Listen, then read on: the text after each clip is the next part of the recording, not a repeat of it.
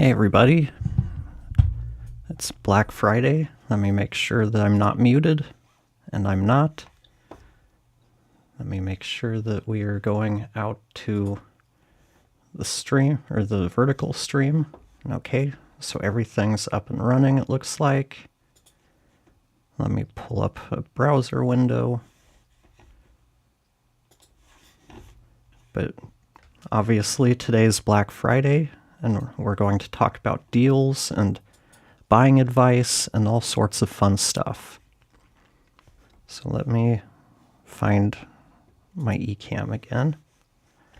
We will switch to apparently I've already switched to the browser. But so let me try that again. Hey everybody. It's early morning, obviously. I'm not quite Moby. I'm still kind of waking up, but it's Black Friday. I thought I'd go through some deals, give some buying advice, answer any questions you might have about different gear, just anything you have about podcasting, really. So let's go ahead and get started. The first place I always start when it comes to at least equipment purchases is B&H, because they just have a really good, solid website and makes it easy to find specs on stuff. So let's take a look. Let's start with Pro Audio.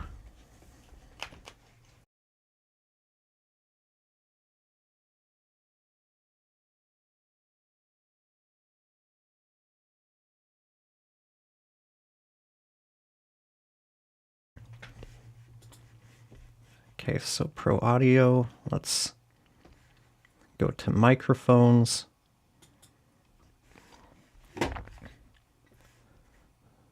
Okay, so I guess they don't differentiate between microphones. Well, let's talk about these wireless microphones. Wireless in general isn't good for high quality audio, but if you're doing the recording locally, like you get with the DJI and the Hollyland Larks and the Rode wireless devices, the wireless isn't really an issue because you can record directly to the transmitters. It's when you record to the receiver and everything's done wirelessly, especially if it's over like 2.4 gigahertz, that's when you start running into the problems.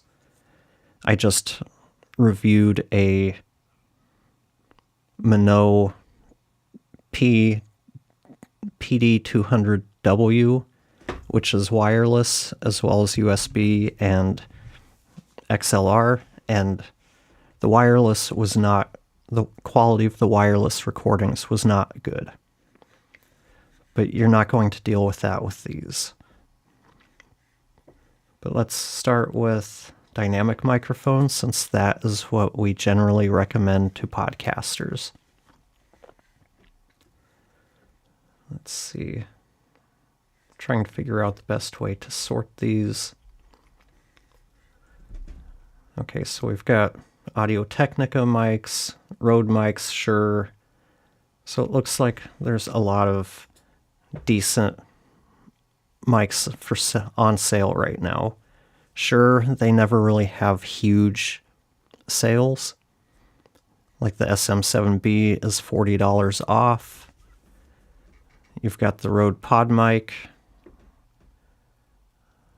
And it doesn't even... This is Moby, for anybody curious. Even though I'm in Black Friday, it doesn't seem to show a sale for Rode PodMic. I think it's like $3 off. I guess $96 is its normal price right now.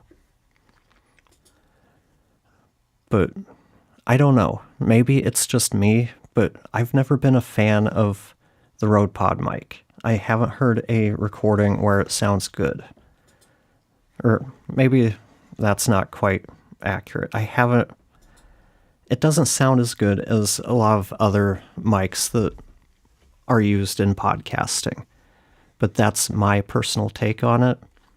I'd love to hear your thoughts on this. I've never used the Audio-Technica AT2040. I haven't done any recording with those or edited any recordings with those, so I can't comment. I can mention that Audio-Technica seems to have discontinued their ATR 2100X, which has been one of the most recommended podcast mics to beginners. So now that basically leaves, in terms of USB XLR mics, for beginners that are under $100, the Samson Q2U and the Fifine K688. And Fifine has another one I see a lot of people talking about, like the AM8, I think. We've got the MV7 on sale, SM58, although I'm not a huge fan of the SM58 for podcasting. I know a lot of people recommend it as a cheaper alternative to the SM7B, and a lot of that is because you see it used everywhere, from concert stages to comedians. Pretty much everywhere you'll see an SM58, but the thing about the SM58s is that they're built for singers to help cut through music. So it's got a little bit of a bump in the high frequencies that, to me, I always tend to find myself trying to cut some of that out when working with dialogue.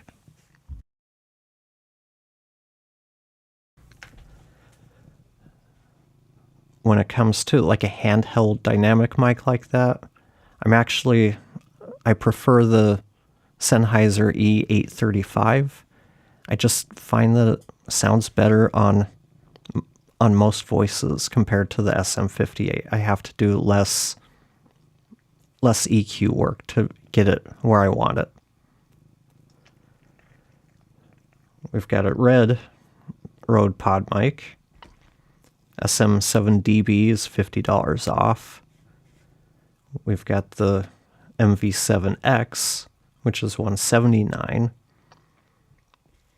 If you're looking for a solid XLR mic that doesn't break the bank, $179 for the MV7X is pretty good. I like the MV7, whatever they call the current model, the MV7 Plus. I'm a big fan of it. It's a really good sounding microphone.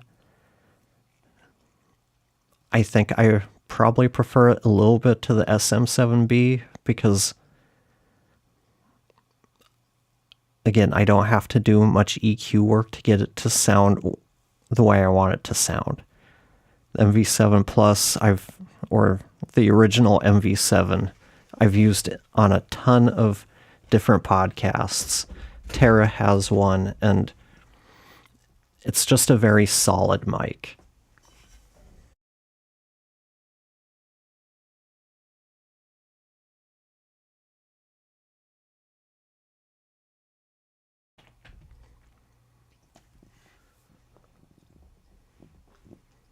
Shure Beta 58. Let's go back. The MV7 Plus. They've got a kit for $269. At least I assume. Yeah, that's a bundle. You've got a PodMic bundle. But the Beta 58A, there's a little bit of a difference. I think mainly it's a super cardioid versus just a cardioid with the regular 58. And it might be EQ'd slightly differently. I can't remember, but there's a couple of differences between like the SM58 and the Beta 58, and the same thing with the 57s. Okay, so down here we've got the Sennheiser E835. That's the mic I was talking about earlier that I find that I prefer over the SM58 for a handheld dynamic.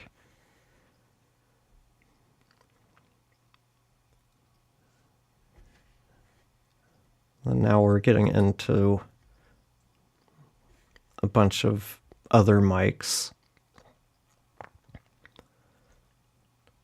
Heil PR30, that's a pretty good sounding mic.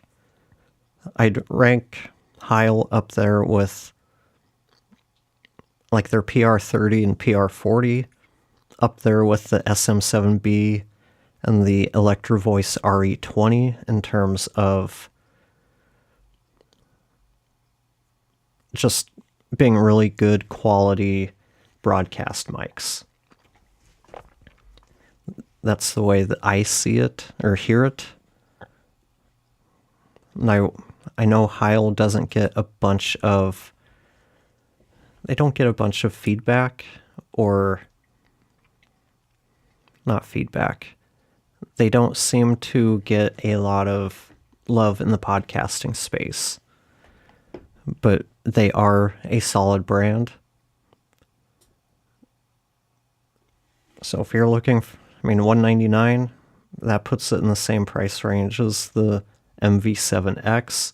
That's a good buy for $199, especially since it typically sells for $270.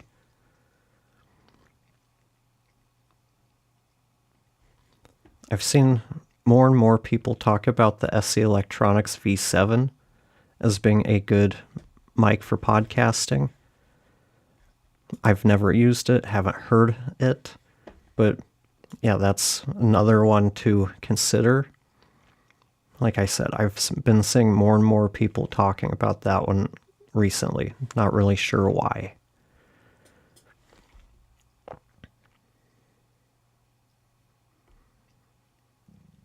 Samson Q9X, which is their XLR only version of the Q9U.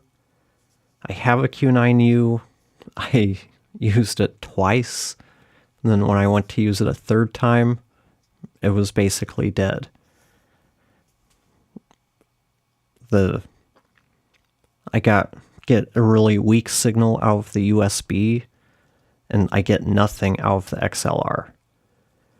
And to me, that doesn't make a whole lot of sense unless everything goes through like the preamp or the circuit board and something in there went bad, because I would expect the XLR to still work since it doesn't need anything else. But yeah, it's just completely dead. I used it twice over a couple of years. Actually, probably 3 years now. I went to use it on a stream with Matt when we were comparing a bunch of mics, and just nothing.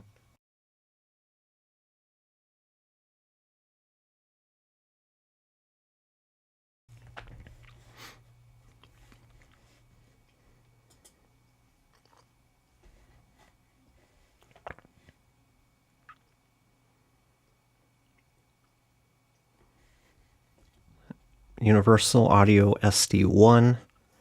This is an interesting mic because there are a handful of mics that all seem to be using the same body. The Samson Q9U comes to mind. I want to say, what's the other one? The one from Focusrite looks the same. We've got Matthew here just diving in to say I picked up the Elgato Prompter from Amazon for exploring at a decent price. So let's go take a look at Amazon. I love the Elgato Prompter because you don't have to use your phone with it. It has a screen built in. It can function as an additional monitor for, like, right now, I'm not using it for teleprompter per se, but I have it on to show all of the comments, and for some reason Social Stream is not showing me comments, so but I'll use it for like Zoom meetings just to put people up there so I'm looking at the camera. It does a lot of things really well. But hopefully the user experience is better on PC than it has been for me on Mac. The biggest issue I have, and it's the same issue I have with all Elgato stuff, is it just seems to be kind of buggy on Macs. Let's just look at the Elgato stuff in general.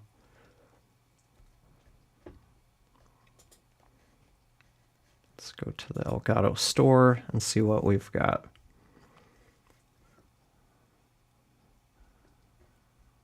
I guess I have to click on. Yeah, I don't like it when it doesn't show sales prices or that they're on sale. So I guess we'll just go back and look at the Elgato stuff. Stream Decks. I'm a big fan of the Stream Deck. Don't know if I can show it.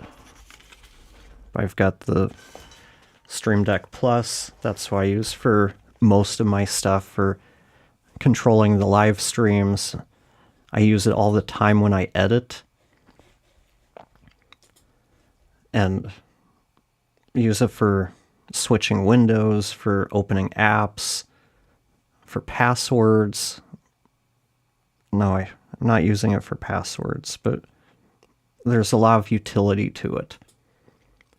Then he finished up with, I'm keen to start looking at the camera properly. I'll be using it with a Brio, though. Nothing wrong with using it with a webcam. It all functions the same way. The other thing to keep in mind with the Elgato Stream Deck Pluses is they have the add-on modules. One adds basically a USB hub. You get 2 USB-C ports, 2 USB-A ports. They recommend supplying it with power via USB power PD, power distribution, to be able to power more devices. And then it has the USB-C to connect to your computer. The other add-on module that they have is, what do they call it?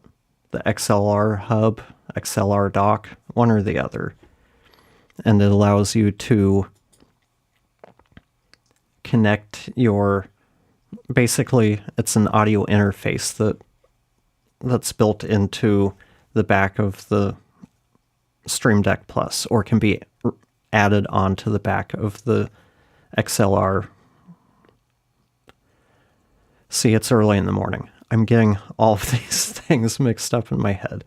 The XLR hub plugs into the back of the Stream Deck Plus, giving you an audio interface with no additional cables. It's an okay audio interface. It's fine if you're using condenser mics, but if you're using something like an SM7B, I'd get something else. The preamps are noisy. The headphone amp isn't the greatest. If you're using high sensitivity headphones, those can have a little bit of noise, much like I experienced with the Rodecaster. But yeah, that's one of those things. It's worth being aware of. Elgato key lights. I do really like these when they work. Again, you'll notice that as something I talk about quite often when Elgato comes up.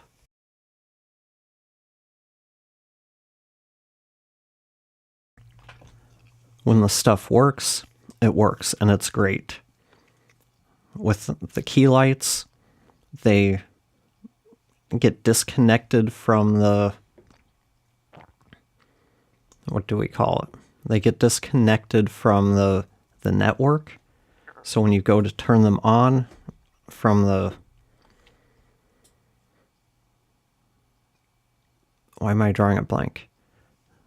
You can control these from the computer. Like turn them on, adjust the color, adjust the brightness. And when it loses that connection to the network, it doesn't turn on. So you basically have to reset it every time. This seems to happen to me about once lately. Once every couple of weeks, I had to reset one right before I started today.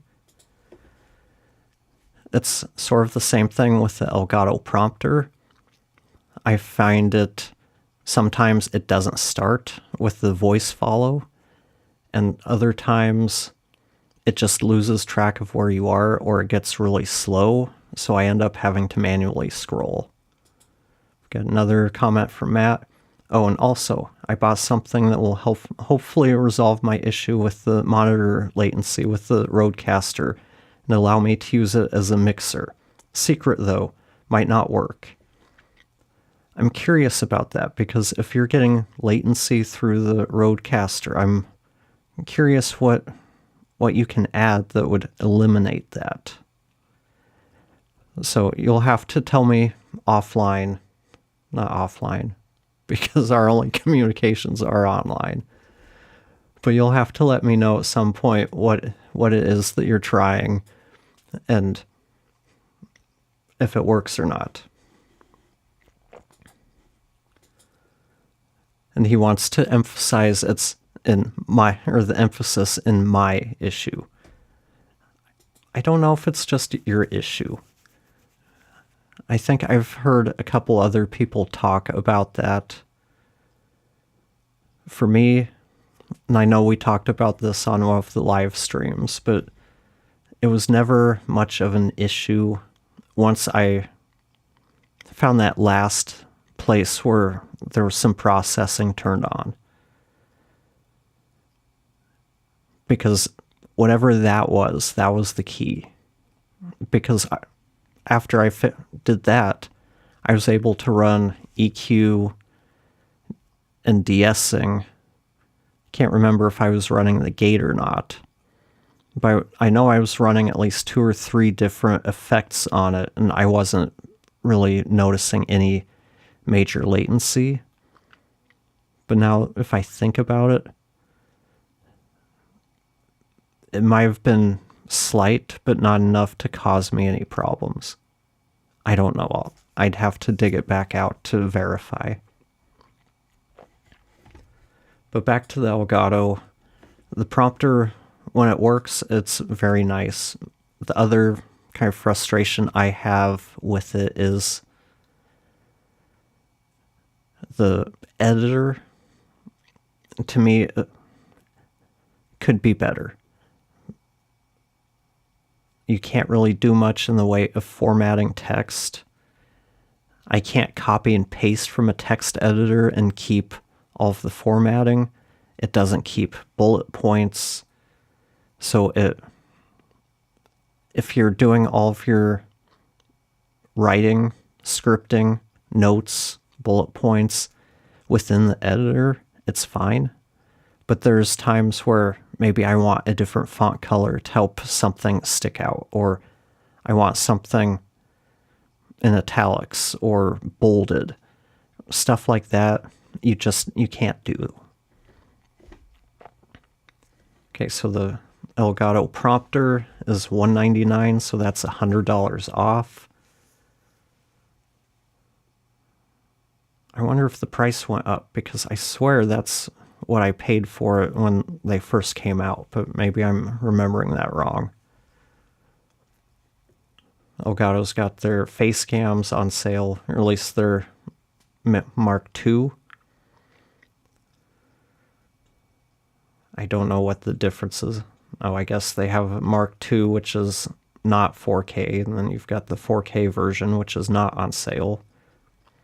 Elgato Camlink 4K. If you're someone who's using a mirrorless camera, the Elgato Camlink is the easiest way to get it into your computer. And that's what I end up using to connect to my Canon. And from everything I've seen, the cheaper like capture cards, they're really hit and miss. It's something that to be aware of. Those tend to be one place where you get what you pay for. So don't go cheap on your capture card. And Elgato has all kinds of game capture cards. Their big Stream Deck XL is not on sale. I've heard kind of mixed reports about their Wave 3 mic. I know that if I remember correctly, Lewitt Audio is making their mics, or at least the capsules for the mics. So they should be decent in terms of that. One Elgato device that is on sale that I use all the time that I don't have any complaints about because it doesn't use any software is their boom arm. I use their regular non-low profile boom arm. It works really well. It's quiet.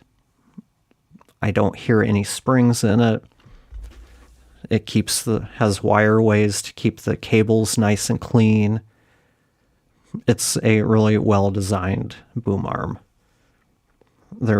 I'm assuming their low profile is the same. I just can't use it on my desk because of the way it's built. And then I know they just came out with like a higher quality one, and I can't remember the name of it. But basically the same thing, just they've beefed it up some.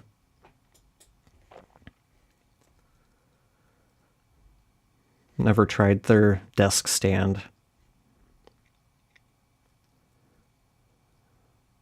So here's the USB hub I was talking about that plugs into the back of, well, basically it replaces the original base in the Stream Deck Plus, giving you two USB-A ports, two USB-C ports, and then you've got the connector to the computer and one for power.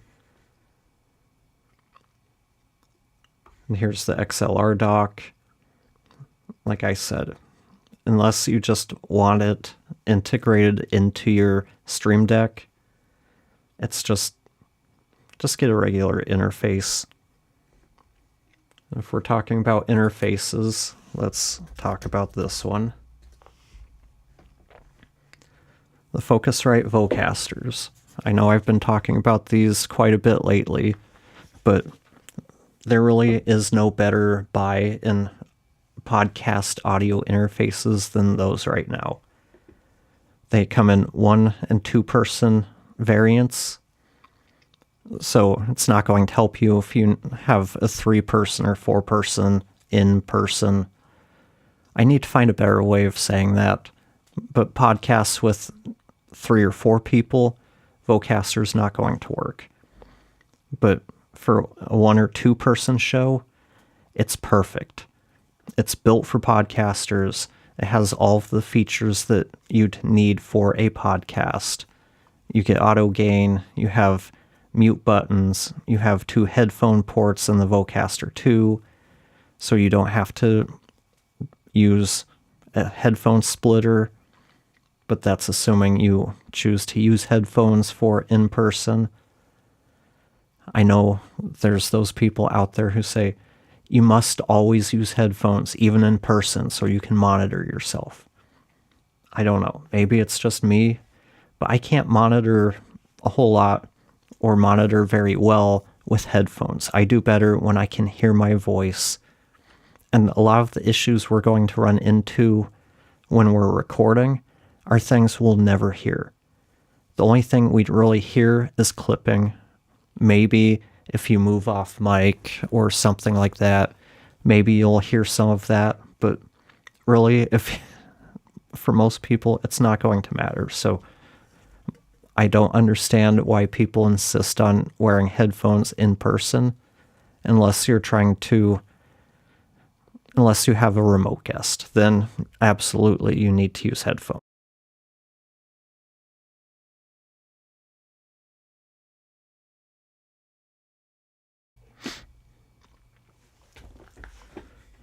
But for the Vocasters,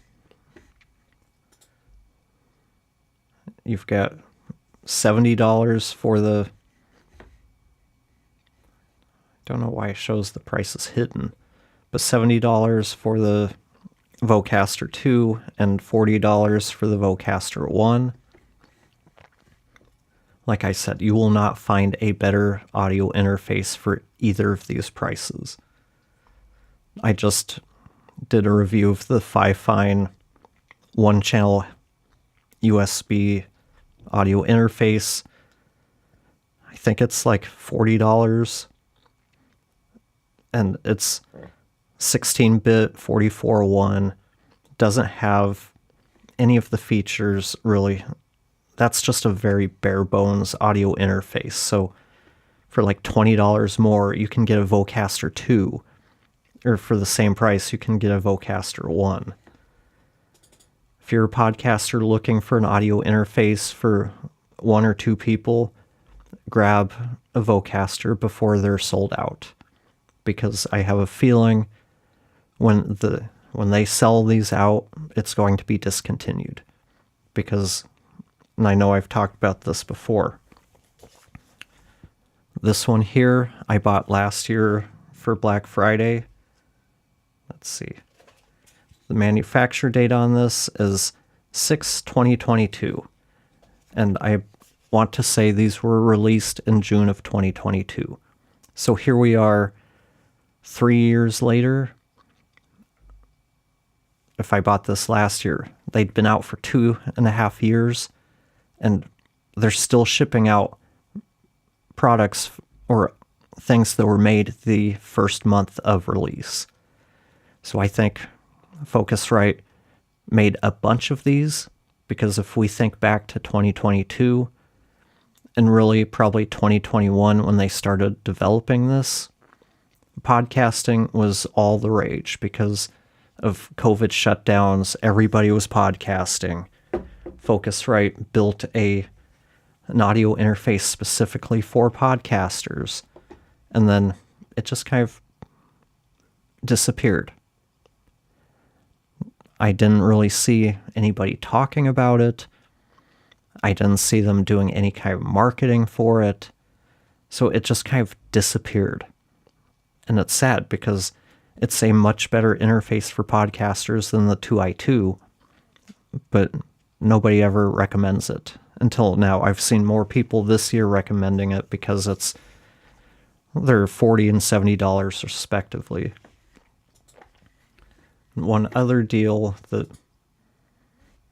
Focusrite has, let me find their Vocasters.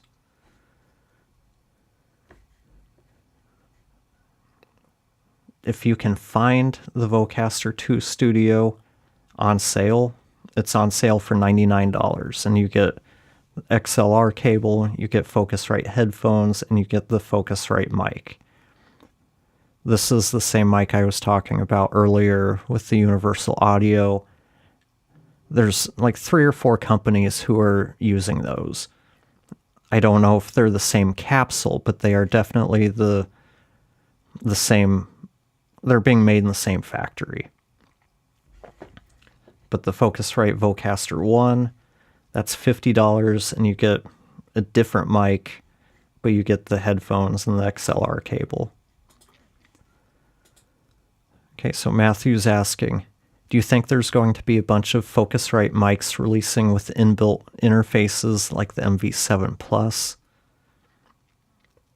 I don't think so, because Focusrite doesn't really seem to be in the business of mics. I think they jumped into it for the same reason they did the Vocasters, to try to capitalize on the podcasting boom that we saw in 2021 and 2020, because their mics, there's nothing really special about them. They just look like they're kind of the mass production. Here's a cheap mic you can slap your company name on and put it out there. Sure, they're known for building mics. All of their mics are good quality. So it would be tough, I think, for Focusrite to be able to compete with Shure in that way. And then you've got all of the other companies like Fifine and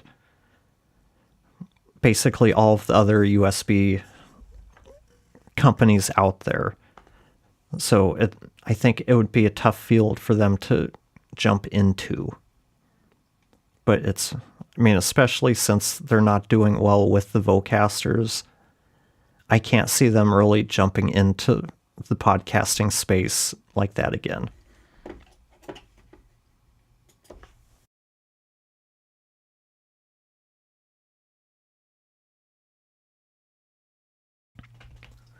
I think the Bluetooth and phone connection was important in there too, and there's a lot of competition in the market with those features now. That's why I say the Vocasters are great audio interfaces for content creators. You've got all of the things that the people loved about the Rodecaster. All of your controls are right here on the face. Your volumes, your gain, I guess these are headphones. You've got mutes. Everything's right there on the front panel. You've got Bluetooth. You can connect your phone via USB. Maybe you can't. You can at least connect it through an 1/8 inch 3.5 millimeter jack. And you also have a camera output, which is a really nice touch if you're doing a video podcast. Being able to output that audio directly into your camera, that's always a win. But I think there's a lot of competition for the content creator space. I just think that Focusrite probably is not one who's going to dip their toe back into that space. I'd love to be proven wrong, because we could use someone other than Rode and Zoom as big players in this space. And I'd like to see more mics like the MV7 that are really good USB XLR mics.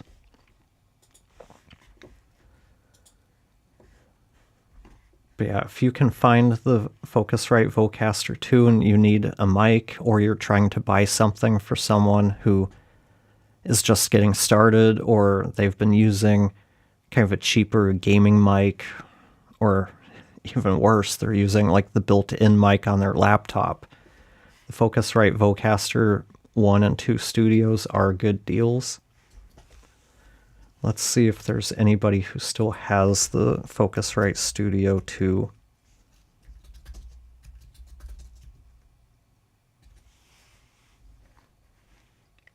Yeah, it's not even popping up on searches. Well, I guess it helps if I put Vocaster Studio 2. There we go.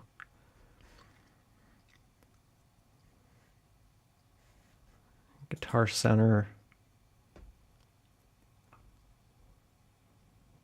Okay, so that's back ordered, but you can see $399 list price for $99. It'll be a solid deal for what you get.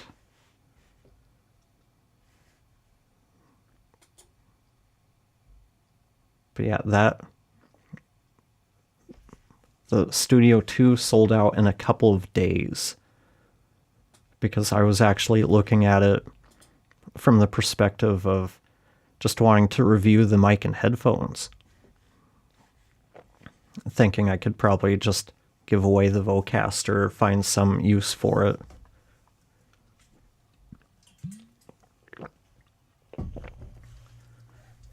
So what about headphones? since we're talking about those now.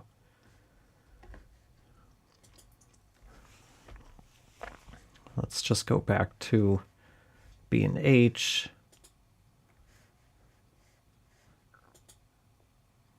Do headphones come up with Pro Audio? It's always fun trying to sort through stuff.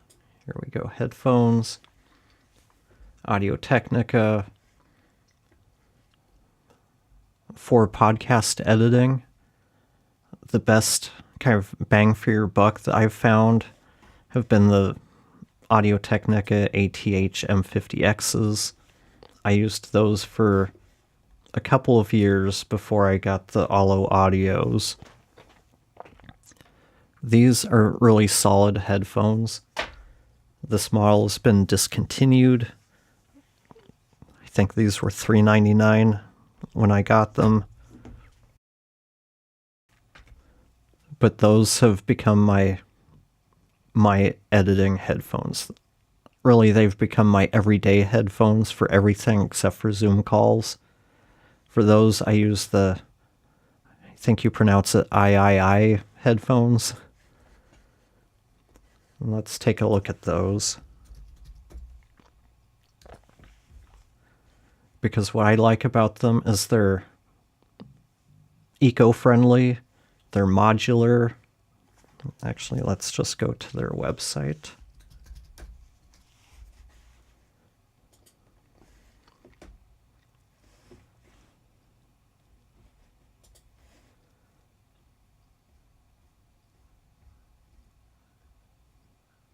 I guess they don't have, they're big. They've changed their website some. Let's see if I can find something about us.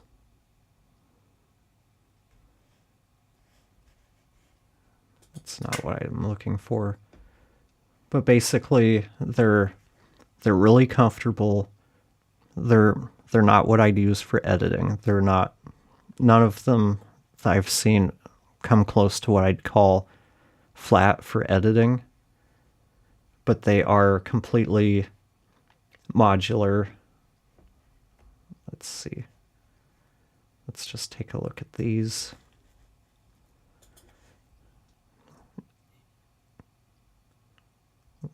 Bunch of stuff about high and clear, detailed sound. They use a biocellulose diaphragm. They use a lot of recycled materials. They use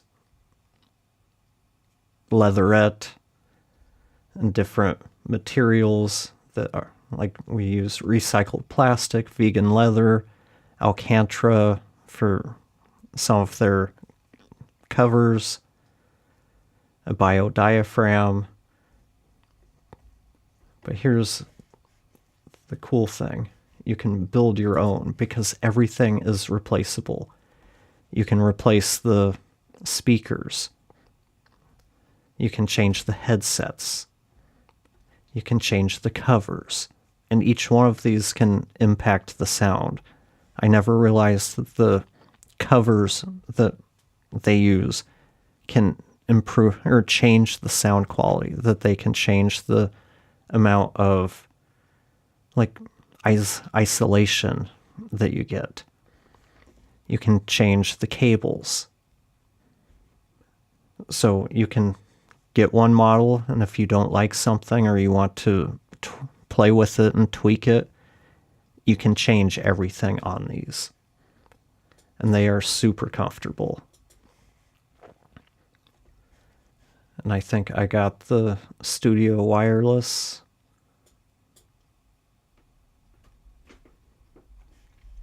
It says for mixing and audio production, but like I said, I wouldn't call them flat. Soft memory foam, PU leather ear pads, straight cable and pouch. Mine are wired, not wireless. But yeah, for longer things like streams, Zoom calls, they're extremely comfortable. and that's why I got them. I actually learned about them from Christo in the future, because me being the audio person I am, when I see someone wearing something I'm not familiar with, I want to figure out what it is. And he'd made a comment on one of his calls that, because he's been asked a number of times, that he got them because they are very comfortable and that they're very eco-friendly and eco-aware.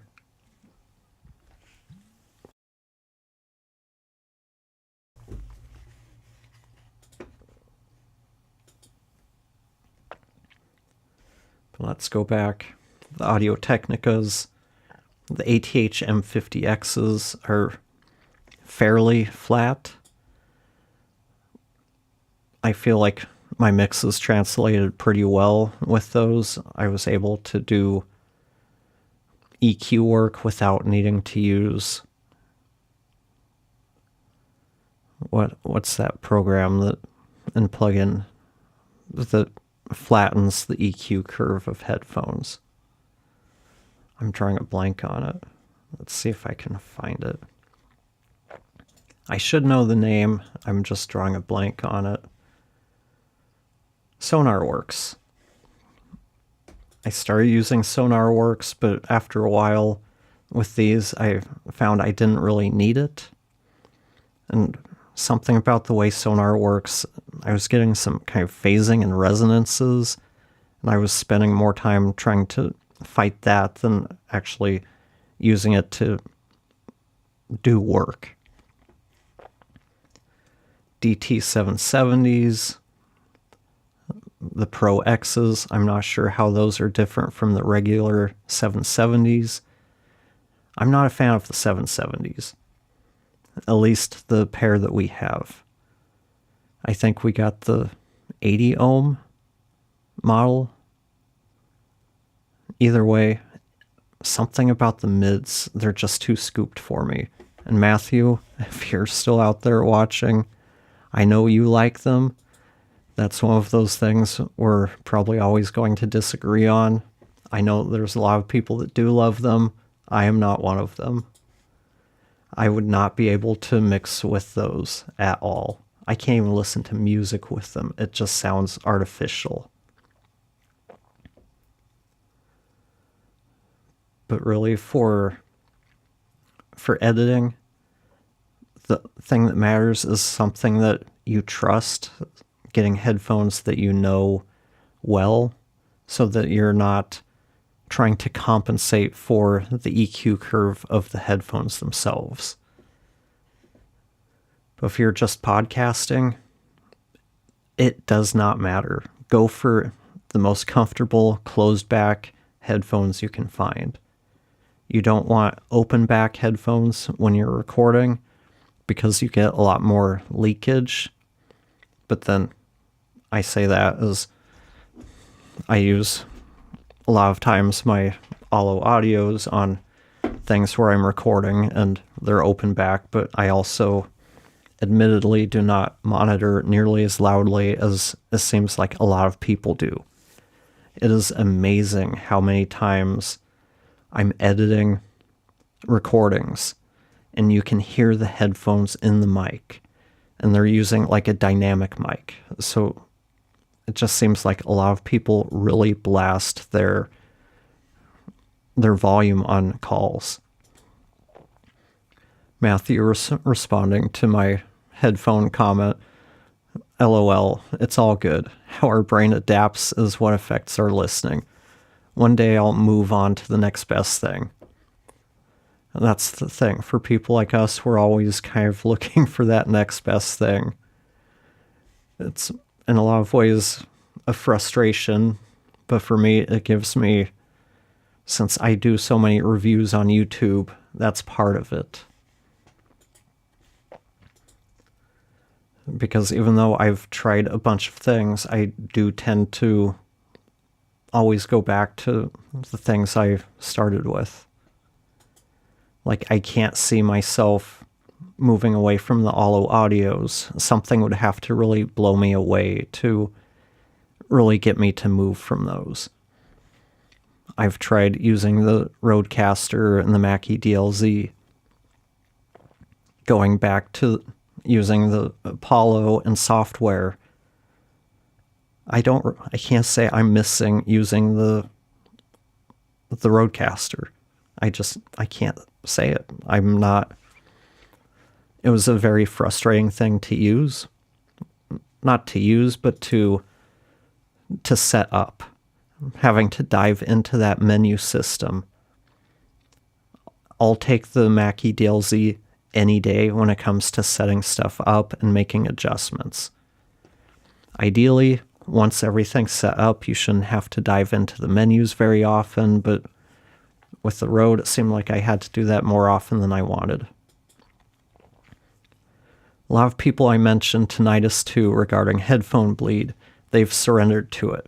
I think people just don't try to fix the ear damage from the high volume. And that's a big thing. It's an issue. People listen very loudly. And look, when I was a kid, I used to listen to music way louder than I should have. I've been to a ton of concerts. Has it increased my tinnitus? I don't know, because I've had tinnitus since I was a little kid. As long as I can remember, I've had tinnitus. I've never noticed it getting worse. Maybe it has. I don't know. When you have a constant ringing in your head, you start tuning it out. And hopefully that's not why people are listening to stuff really loud. And this is kind of a bit of a tangent, but for anybody who listens to anything with headphones, the best thing you can do before you put them on, turn your volume all the way down. Then just increase it until you hear everything that you need. Because our ears, if you start loud, turning it down, you start to feel like it doesn't sound as full. Our ears are more sensitive to increases in volume than they are to decreases. Maybe that's not right. Something like that. Basically, trying to turn something down is less satisfying than turning it up. So turn it up just as loud as you need to. If you put headphones on and you already have the volume at a certain level, you're going to keep it there or turn it up. Turning it down just isn't going to sound as good. That's why when you hear a lot of demos online of plugins, when you hear, let's use kind of cheaper USB dynamic or condenser mics, they're all tuned to be brighter. And because our brains process things as being brighter or louder as sounding better. And that's just the way things are. There's software companies that will add high end to their plugins to make them sound better, even though that's not quite accurate.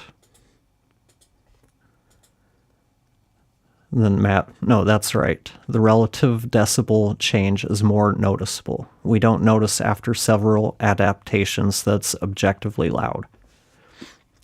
That was one of the things my dad taught me as a kid, is when you're just turn it all the way down before you start, and then slowly increase the volume until you can hear everything that you need to. When people talk about, and I see this with editors complaining, I've switched to monitors because my ears were hurting after I was editing. My ears have never hurt after editing, even after editing for like two episodes in a day. I've never had that.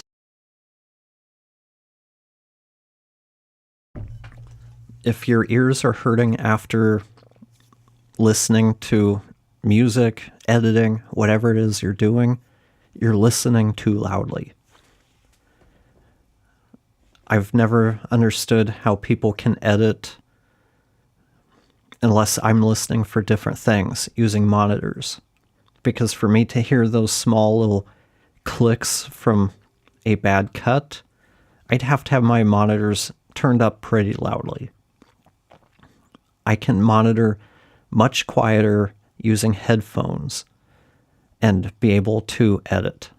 I mean, when I edit, the volume is so low that if Tara comes in, I can hear her clearly with headphones on over the voice.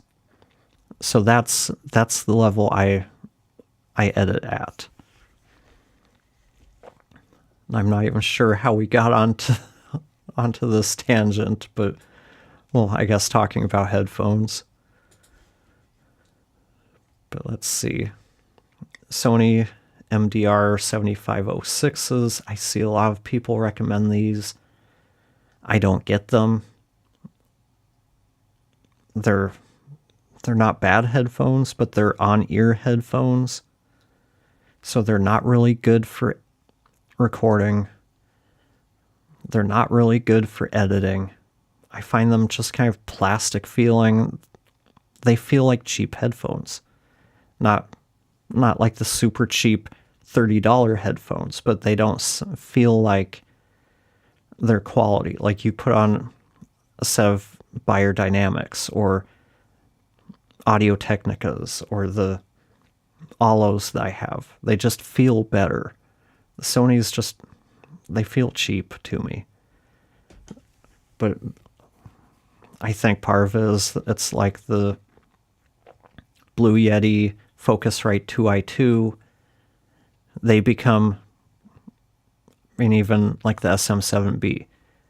Once something starts getting recommended because everybody uses it, people keep recommending it. You see the Sony 7506s in recording studios. You probably see them in radio studios, broadcast. It's not because they're the best headphones. The main reason you see them is because they're one of the few headphones out there that are affordable where you can get all of the replacement parts to repair them. In studios, that's important. They don't want to be throwing away headphones every couple of months when they break. You want to be able to repair them. That's the main reason why the 7506s have become so popular in studios. Just because they're used in studios doesn't mean they're the best choice for whatever it is we're doing. So that's my little rant about the 7506s. We have the Sennheiser HD 280 Pros. Those were actually probably the first set of headphones I got for audio production, 15 years ago. They do a really good job with sound isolation. They sound pretty decent. It's been a long time since I've actually used them for anything or put them on, so I can't tell you how flat they were. But what I can tell you is they're heavier headphones. And being as old as they are, the foam on the headband has basically completely dissipated. Some of the plastic has broken off. They're still being used. Tara uses them when she sings because it gives really good isolation so she can hear herself really well in the headphones. And it can hear the music and we're not getting bleed. But yeah, they've taken a beating, but they're still hanging on. Then you get into some of the more expensive headphones, like some of the Sennheiser. I think it's the HD 600s that I see a lot of people say good things about for kind of editing and music production. They're typically $500 and they're down to $290 right now. Let's see what else we got. I know that the Sennheiser, or not Sennheiser, Audio-Technica has an ATH50 variant that has a mic on it. But I can't remember what the model number was, but that was one of the few headphone sets that has an integrated mic that sounded pretty good. Because I was on a podcast editors mastermind back when it was good with Brian and Jennifer, and I can't think of the other guy's name, but he was using them, and I'm sorry for drawing a blank on your name, but he was using them as kind of an interim thing, and it sounded pretty good to me. But let's talk about plugins. We've done, well, I guess we've got one more part of podcasting. We've done headphones, we've done mics. Don't know if they, okay, podcasting.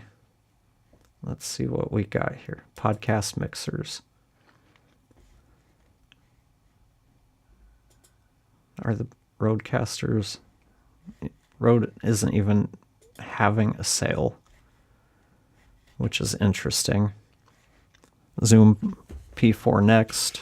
I've done a few videos on these, or on this. They really did fix the main issues I had with the original P4.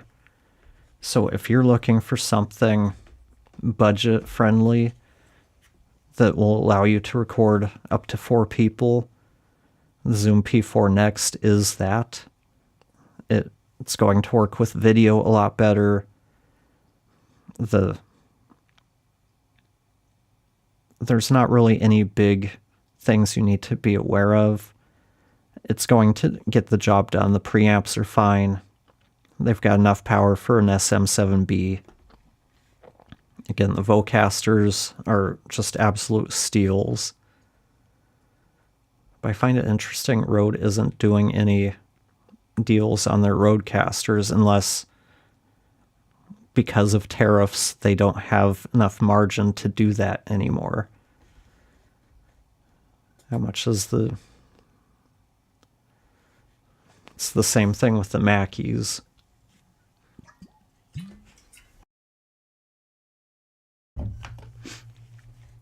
But one other thing to look for is, at least on B&H, and I do trust them, sometimes they do have B stock available. That's how I got the Rodecaster. Okay, sorry, not B stock, but open box. And they're not discounting that much at all. Open box from $389. Last year I got about $100 off. Oh, but the Duo must be on sale because I swear that was $400 or $499 last year. So maybe Rode has lowered the prices, but they're just not showing as being on sale. Yeah, because the Rodecaster Pro usually sells for more than that. Yeah. If the open box is $599, we know that the Rodecaster typically sells for more than that. So they are on sale, just they're not being shown as being on sale, if that makes sense. One other place to look at for audio gear, if you're looking for deals, is Pro Audio Star, because they often have B stock used items that for all intents and purposes appear to be B stock or refurbs. That's where I got my Mackie.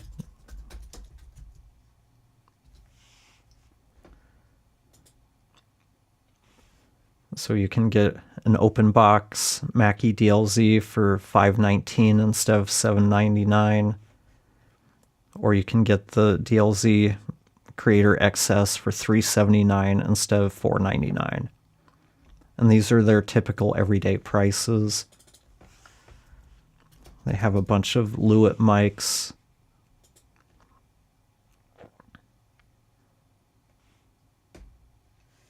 Like you've got the 240 Pro for $144.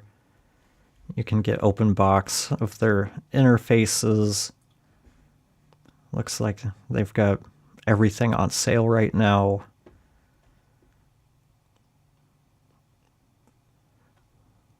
I'm curious about testing out their tube amps and their higher end condensers. Maybe one day. Unless Lewitt wants to send me some to review, I would not say no. But let's take a look at plugins. Wherever I can, I do buy my plugins from Plugin Boutique. No real reason why, other than I've been buying from them forever.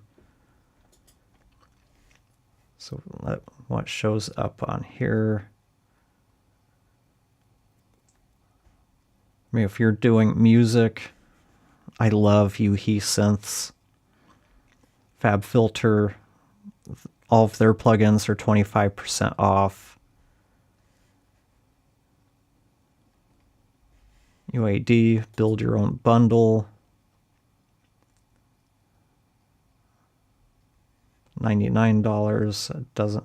Okay, so this is the mixtape. So you can choose 10 of these plugins for $99 for UAD. It's kind of sad, or kind of sick, how much they've dropped their prices when they went native, because back in the day, we'd have to pay like $200, maybe on sale $99 for each of their plugins, and now you can buy 10 for $99. But that's the way things go over time. We went through the same thing with Waves. Okay, so most of this is all music-based. So let's check out Sonable.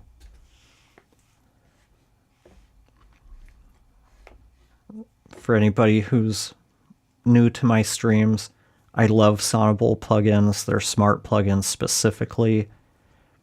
They've become my go-to for EQ, compression, limiting, de-essing, gating. I think I use them for everything but noise reduction at this point. So, where's their smart bundle? I know their smart bundle is $149. Let's just go smart bundle. Yeah, $149. You get all of their smart plugins. And the reason I like these is because basically they're smart. You train it with a little bit of your audio, let it do its thing, and it'll, like with the smart EQ, it'll recommend an EQ curve. With compression, it'll find the right settings for the compressor. Same thing with the limiter. The gate requires a little more work, but once you get it figured out, it can do a really good job compared to a regular gate. Where the smart gate really shines is because it is more context aware. It doesn't just use a threshold, but it tries to identify the difference between vocal sounds or voice sounds and things that aren't. So it does a much better job of, like if you have a desk that creaks, being able to gate that out, provided that you're not speaking at the moment. It can work pretty well as a deep breather as long as the breaths are fairly quiet. The de-esser, it also does deplosiving. Is deplosiving a word? It handles plosives, removes them, reduces them, however you want to phrase it. But that one took a little while for me to come around to. I think I was expecting something different in terms of the results, but I came back to it a little while later, and that's what I use if there's a lot of sibilants or plosives. It does a pretty good job of at least reducing those.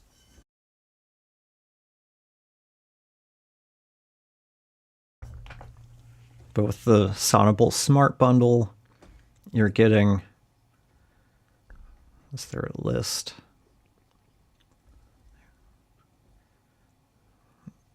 I guess we'll just have to scroll. You get the Smart Reverb, which for podcasters typically is not something we need.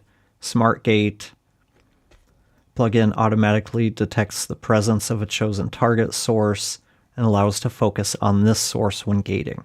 Unlike conventional gates, Smart Gate does not open or close depending on the overall level of the input signal, but it only reacts to signal components belonging to the target. This content awareness helps to make the gate much more stable and easier to parameter. I feel like there's a letter missing there, than conventional gates.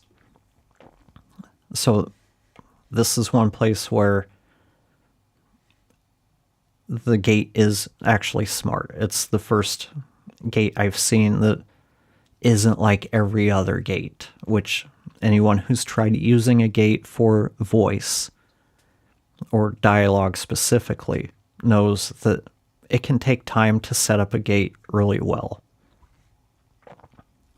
This eliminates that because it focuses on the voice or the target. We've got Smart Limit, Smart EQ4, Smart Comp, Smart DS, where the other de-essers just reduce volume.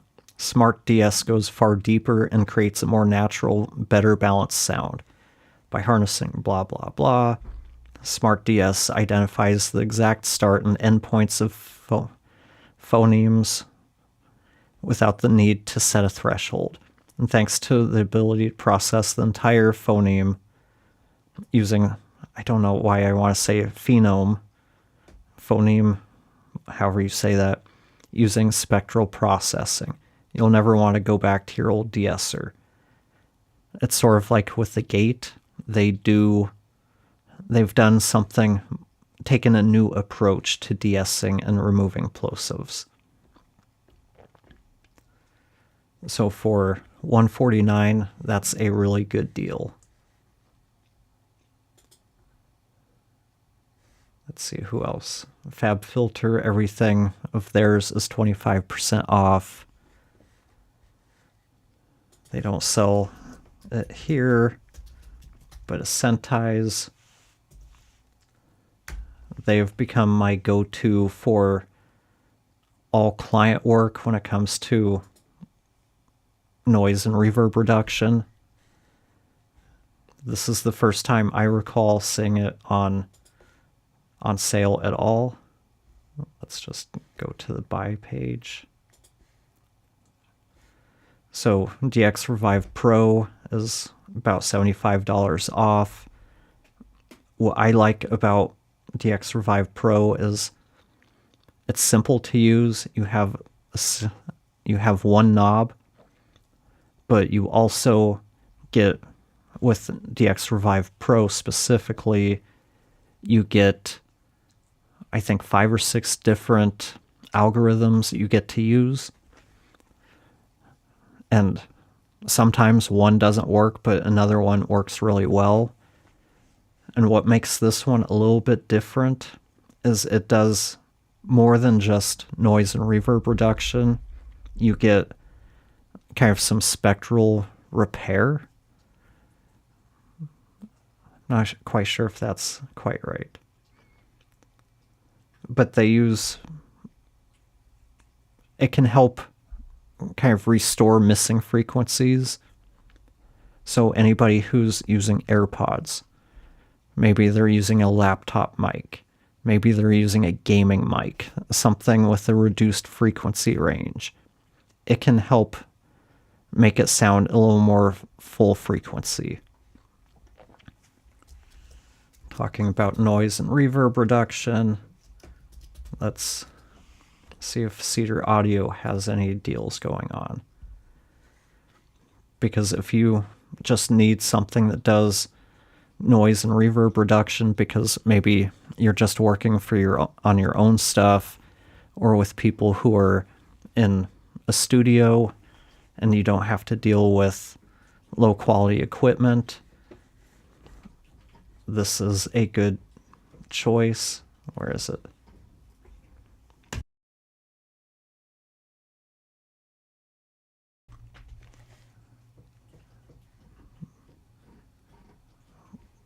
Okay, Voice X2. There's no sales that it looks like.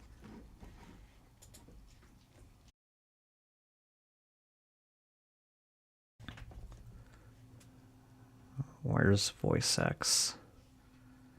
Okay, Voice X is one of the more expensive ones at $325, but it does some stuff that nothing else does.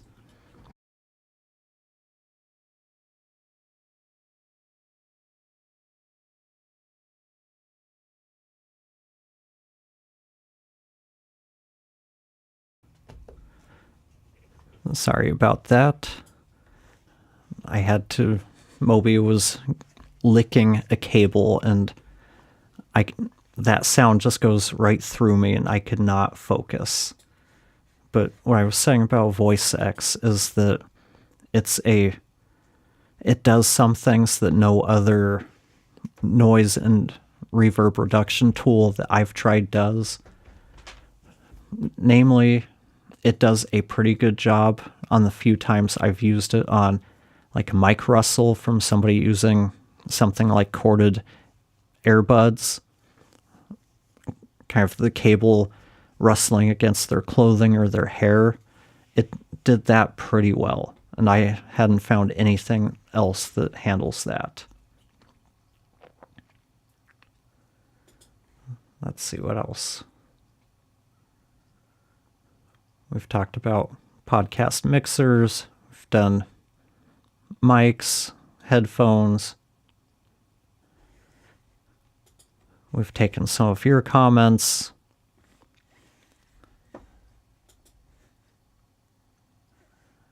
Wondering if there's anything left that we can talk about.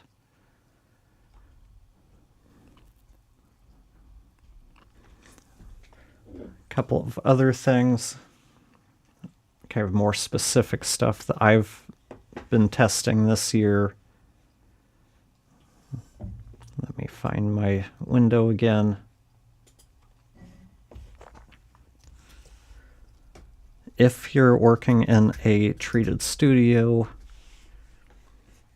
Dachman Audio has some affordable mics. You can save $100 if you sign up for their mailing list, but they're DA87SE, and you don't even have to sign up for the mailing list. If you want this mic, you can just use this coupon code, save 100. Comes in 3 colors. I've got the black one right here. And it's a really good sounding mic for... Ooh, they upped the price. Because these were $4.99.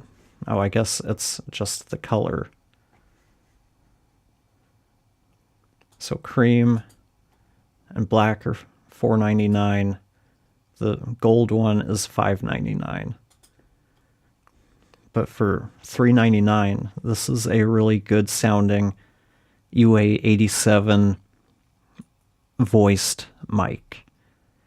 It's going for that original non-AI. It's going for the original U87 sound, not the U87 AI. and it sounds really good.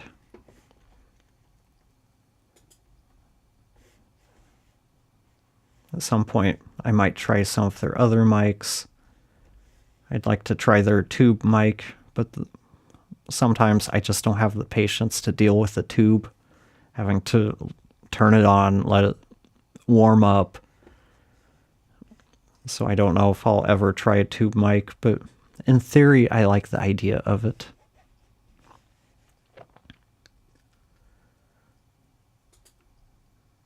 What else have I tried this year? We talked about the III headphones. Fifine and Minot have sent me some stuff lately. The Fifine K688. Let's see. Let's take a look at that.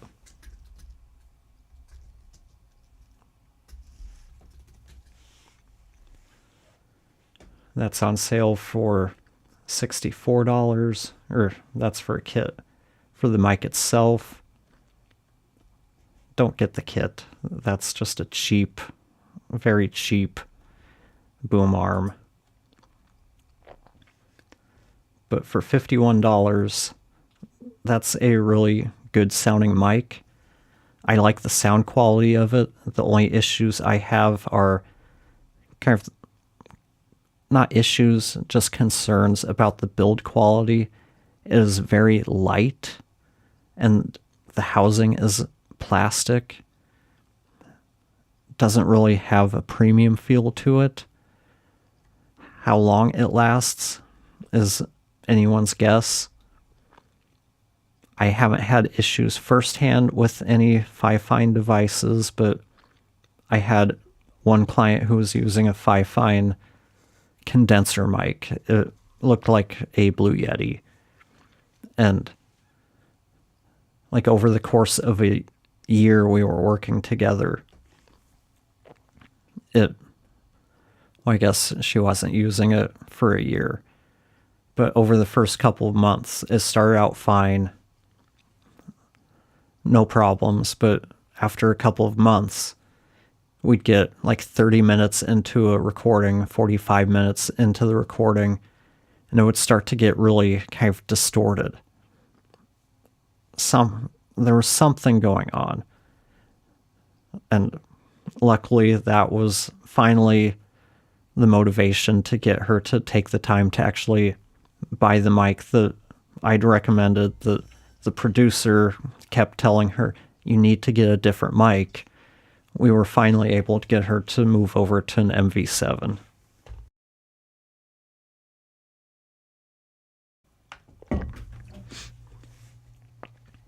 But if you're looking for a budget mic that's USB and XLR, the Fifine K688 is a really good mic.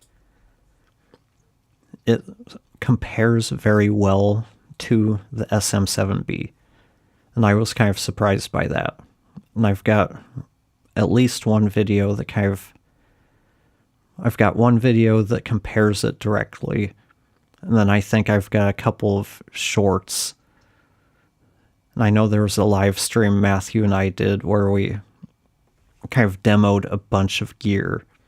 And he was even surprised at how similar they sounded. The other mic, if you're looking for budget friendly, is the Samson Q2U, which has been going up in price over the last few years. So this is more than just a tariffs thing. But a couple of years ago, these were about $59. That's the other reason why I'm pretty sure the Audio-Technica's discontinued the ATR 2100X, because a couple of years ago, what I started seeing was the Audio-Technica 2100X started decreasing in price, because the Q2U was always the cheaper mic. It'd be like $59, maybe you could find it on sale for $49. and then they switched places. The ATR 2100X started going down in price, and the Q2U started going up in price. So last year, I think they'd switched, and the Q2U was $79, and the ATR 2100X was $59. Now you can't buy the ATR 2100X, and the Samson Q2U is $99. Let's see if that's the price everywhere.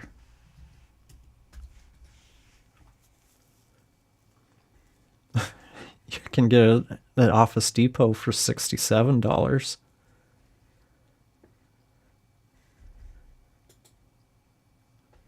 And that tells you something about the mic when you can buy it at a place like Office Depot. So it looks like if you shop around, you can find some deals on it. What was the SAQ2U?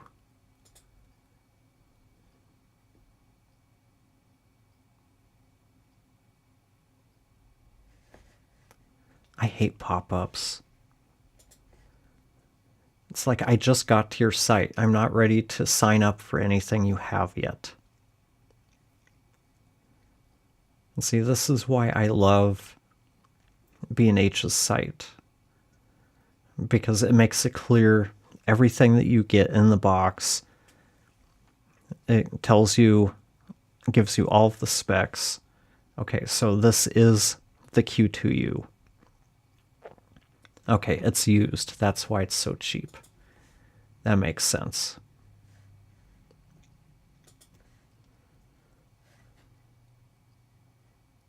But yeah, shop around, find a reliable dealer and order it there. But in terms of budget-friendly audio gear, if you're doing 1 or 2 person recording, the Vocaster 2 is going to be Vocaster 1 if you only need to record 1 person. Vocaster 2 for 2 people is going to be your best deal. You will not find anything better at that price point. If you need to record 3 or 4 people and you're on a budget, the Zoom P4 Next, which is upside down, is going to be your best option. They saw the P4 Next, not the original P4. Stay away from the original P4. It's just, they cut too many corners at places where it matters. They remedied that by making the screen smaller on the P4 Next, and I saw somebody complaining that they did away with the volume controls for the sound pads. To me, that's not a big deal. I don't use sound pads. I don't care about controlling the volume unless you're constantly changing sounds. You set it in the menu and you should be good to go. You shouldn't have to keep adjusting the volume.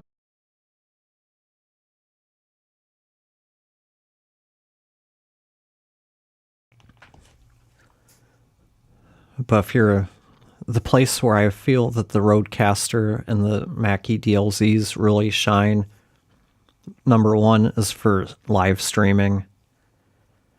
They give you a lot more hands-on controls. They give you the power to process each track, each mic individually.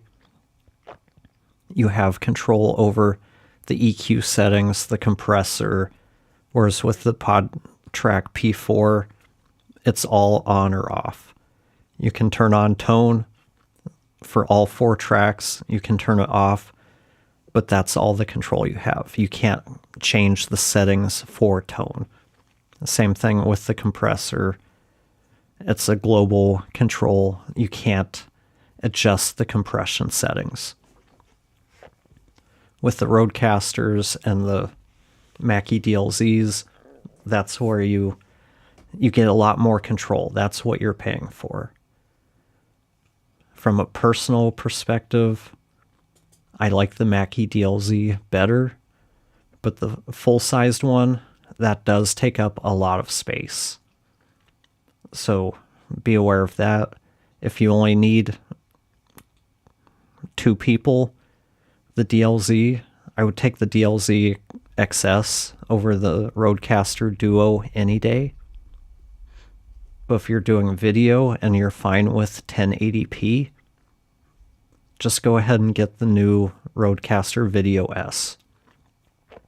It's basically the same price as the Rodecaster Duo, but you get a camera switcher and a lot more flexibility. You don't have to deal with a capture card or limitations of like 720 connecting your camera directly to your computer with a USB cable.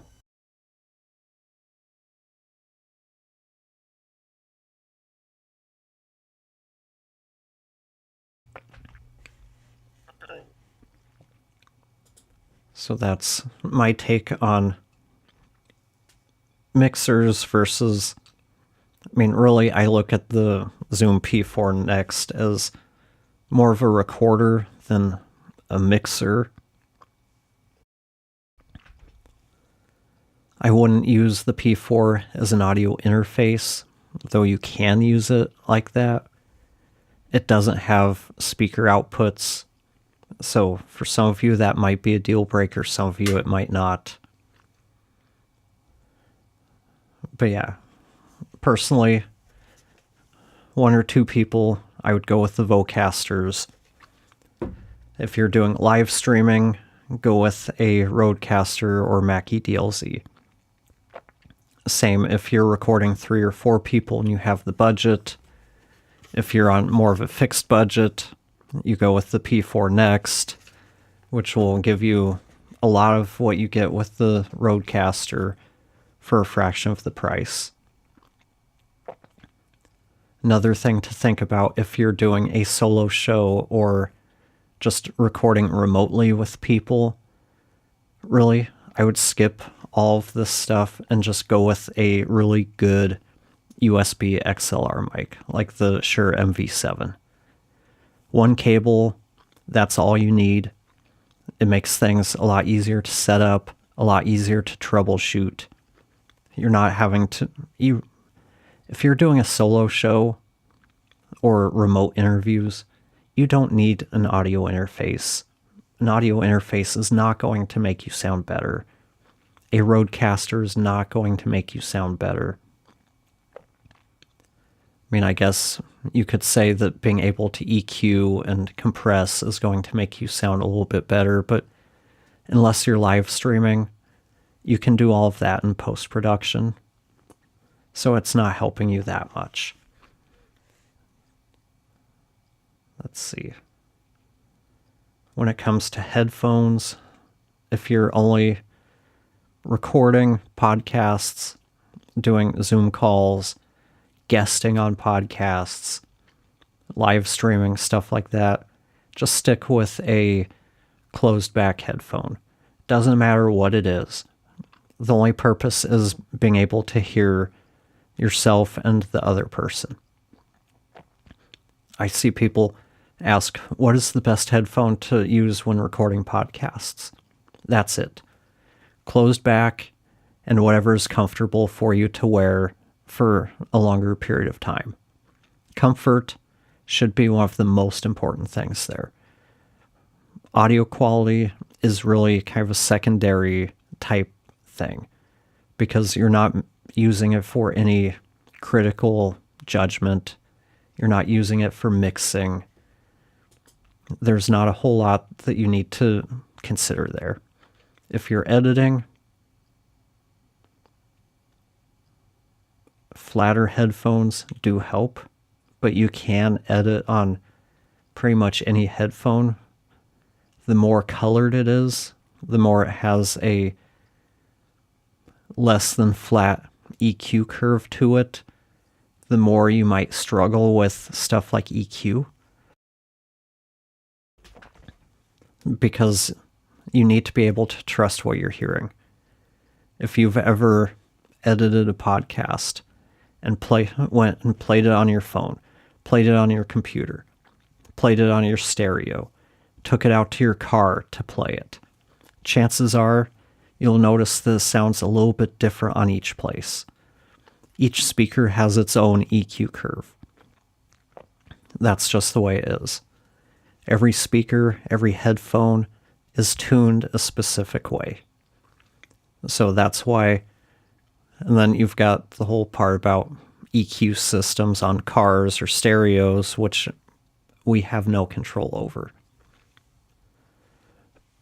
But if you're not experienced with stuff like EQ, my advice is to use Sonable smart plugins for EQ and compression stuff, and then it really doesn't matter what headphone that you're using. When it comes to, I guess that's it. Mics, headphones. I guess I can go a little more into mics. We talked about budget mics. Your Samson Q2U, Fifine K688. I just reviewed the Minnow PD200W. Did not like the wireless connection at all. Didn't really care for the USB, but the XLR port did sound pretty good, pretty neutral, I'd say. The USB was definitely usable, but in comparison to the XLR sounded cleaner. Moving up past that kind of sub $100 price range, I mean, I'd say skip the Rode PodMic, the SM58. If you're going XLR, just jump to the next price point. You're going to get generally mics that have flatter EQ curves, and they just tend to sound a little bit better. That's going to be stuff like your Shure MV7, the Heil PR40, no, the PR30s, they're more affordable model.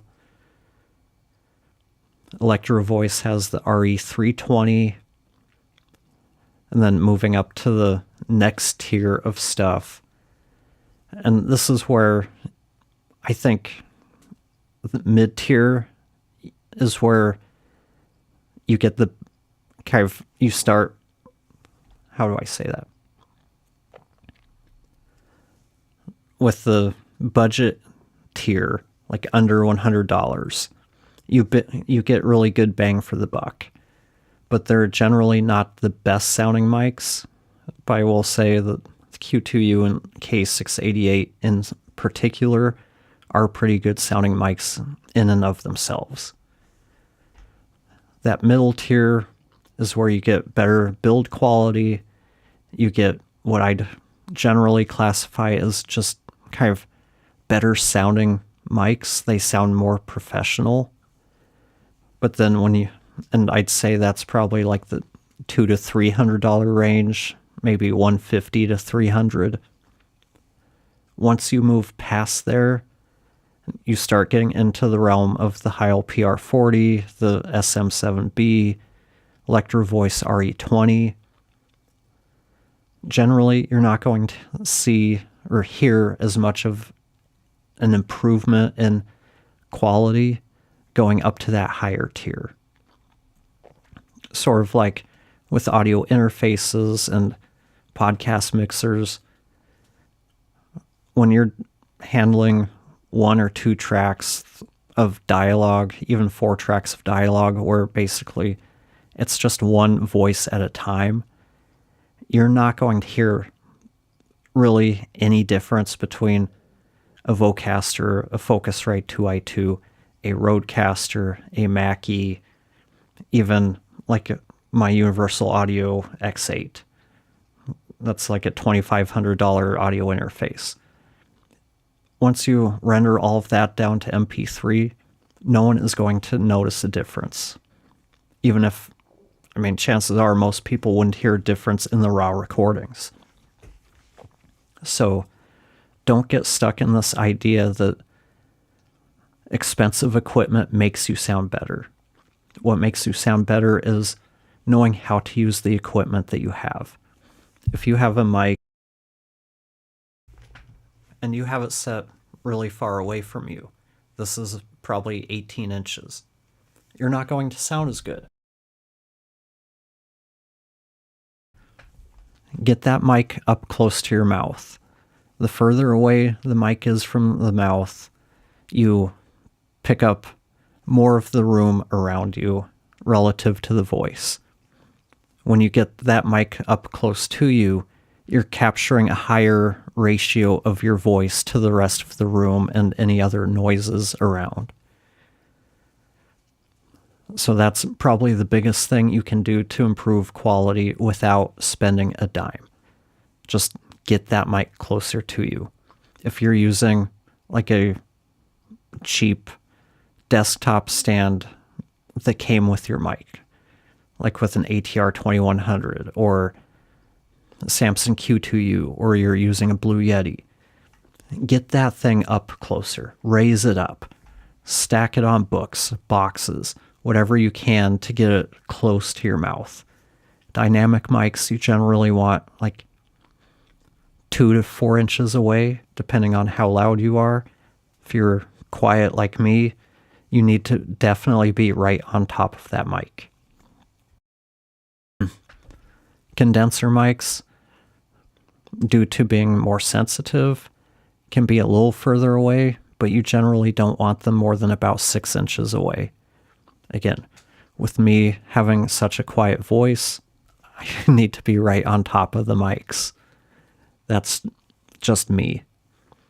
A lot of people have louder voices, so you can get it a little further away, but you're not going to be able to find a mic that you can have off camera that's going to give you that same up-close sound you get with having a mic up close to you. It's just not going to happen because you get more of the room mixed in.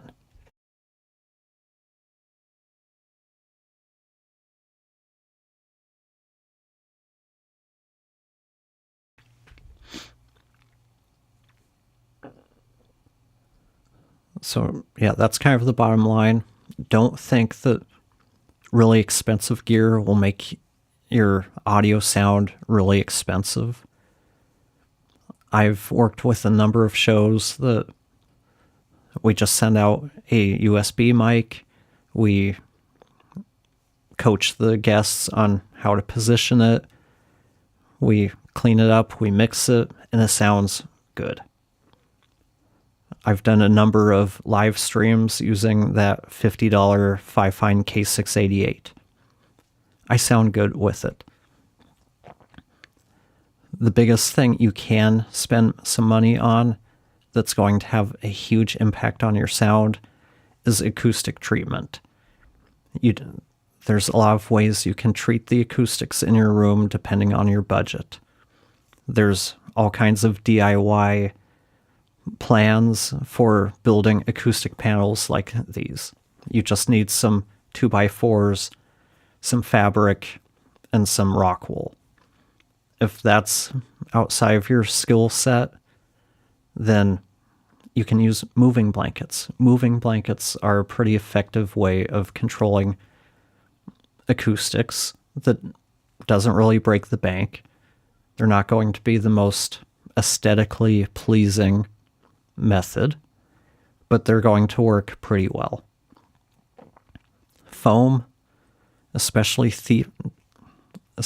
cheap foam, really thin foam, doesn't really do a whole lot. It's going to absorb a lot of the high end, but you're still going to get a lot of low and mid frequency buildup. So if you're going the foam route, get varying thicknesses of foam, like 2-inch probably at a minimum. 1-inch really isn't going to do a whole lot. Mix between like 2 and 4 inches. If you can find something that goes up to 6 inches, that would help. If you've got a bigger budget, using a place like GIK Acoustics. That's where I got all of my acoustic panels from. They've got customer service that can help you pick the best products for your space and what you're trying to do, so that you're not having to guess. And you should be able to do a pretty good job of treating your acoustics in a way that looks good if you've got the budget. For probably $500, like between $500 and $1,000. I'd rather see people spend that money on acoustic treatment than getting a Rodecaster thinking that's going to make them sound better. If you treat your acoustics, you can use any mic. You can use condensers. You can use dynamics. There's a lot of really good sounding condenser mics out there. Don't think that they all sound like a Blue Yeti. Blue Yeti, all of those cheaper kind of USB podcast or condenser mics, they tend to sound a little more harsh. Like I talked about earlier, they tend to be tuned to have an enhanced high end. They just sound kind of cheap, harsh, and don't sound like a more expensive condenser mic. And by expensive, I don't mean super expensive. Something like this, the Dachman Audio DA87 that I talked about earlier. The camera won't focus. Maybe in front of me. There we go. A mic like this, $399, sounds really good. It's a good, I can't say that because I've never actually used a U87, but from the comparisons I've heard, it does a good job of approximating that sound. So my best advice, treat your acoustics first before spending money on really expensive equipment. Get the equipment as you find a need for it. So if you start with the XLR USB mic, that should last you for quite a while until you realize, hey, you know what? I want to either upgrade my mic or interview people in person. Then you need to add an interface. So I try to recommend people buy what you need as you need to solve a problem, rather than just going out and buying a Rodecaster and an SM7B for a solo show. Because there's a lot of things you can do with that money that can make things sound better. When your acoustics sound good, you don't have to do nearly as much post-production, not nearly as much EQ or reverb reduction. There's a noticeable difference. If you're talking and you walk into my office, you'll hear immediately the difference in the sound of the space as you walk into the room. It makes that much of a difference. But my stomach is starting to tell me it's time to go make breakfast. And we've been going for, I think, close to 2 hours now. Thank you, Matthew, for participating. Thank you for anybody else who tuned in. If you've got any questions, let me know. But otherwise, thanks for watching, and I'll talk to you next time.